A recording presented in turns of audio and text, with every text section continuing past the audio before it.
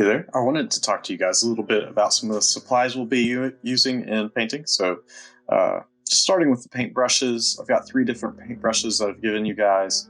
The first one here is a flat tip brush. Is going to be good for line work. It's also going to give you pretty bold strokes and expressive strokes.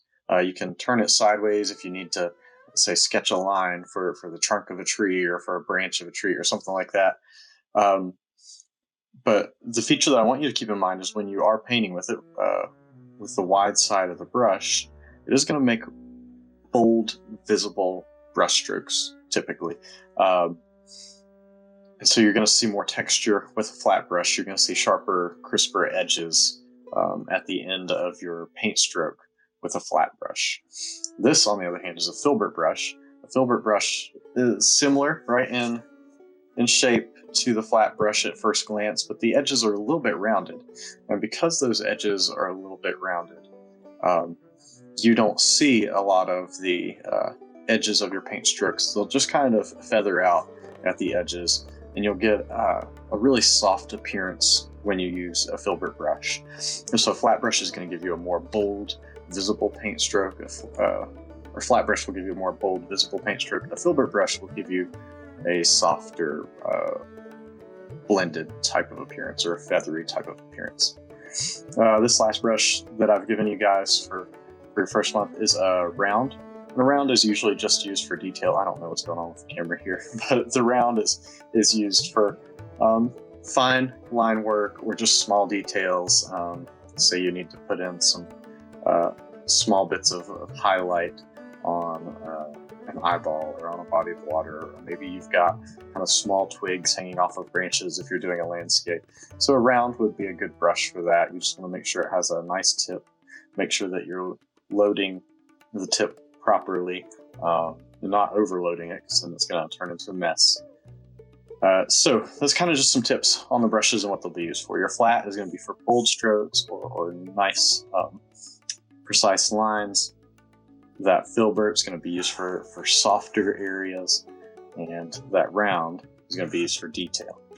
So this is your palette knife. Your palette knife is mainly going to be used for blending paints, and since in this first project we're just using black and white, I'm just going to kind of show you a little bit of how to blend those paints. I'm going to make a couple different values just using the black and white paints. So when you're working in grayscale or in black and white,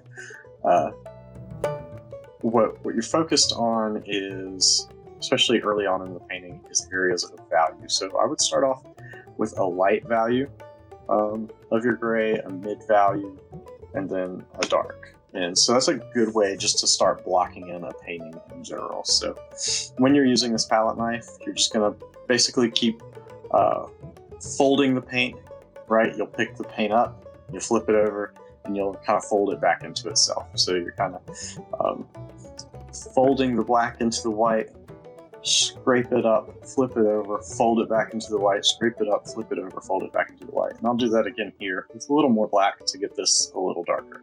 So you can see I'm just pressing the black into the white. I'm going to scrape it up. I'm going to press it back on the palette. So use both sides of your palette knife, right? You can use the back, you can use the front. Use that flexibility of the palette knife to really get a good mix in your paints. Get a nice, good, even mix. So this is looking like a pretty good medium value. And so with this last batch of white paint down here, I'm going to get a nice dark gray. So I'm going to pick up a little higher ratio of black into the white to mix this darker gray. And again, I'm pressing or folding the black into the white. I'm going to scrape it, lift, flip it over, fold it back down. Now right here I decide that the colors are a little too close together, the mid and the dark, so I'm going to fold a little more black into there, just so that there's a nice pronounced difference between my light, my medium, and my dark.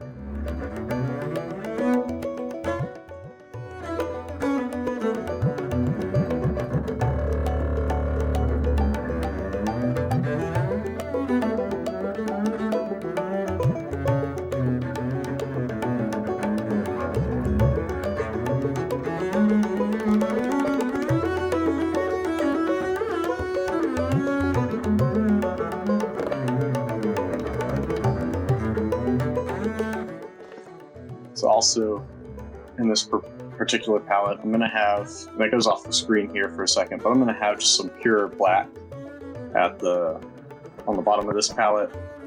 Then I'm going to go ahead and also place just some pure white at the top of the palette.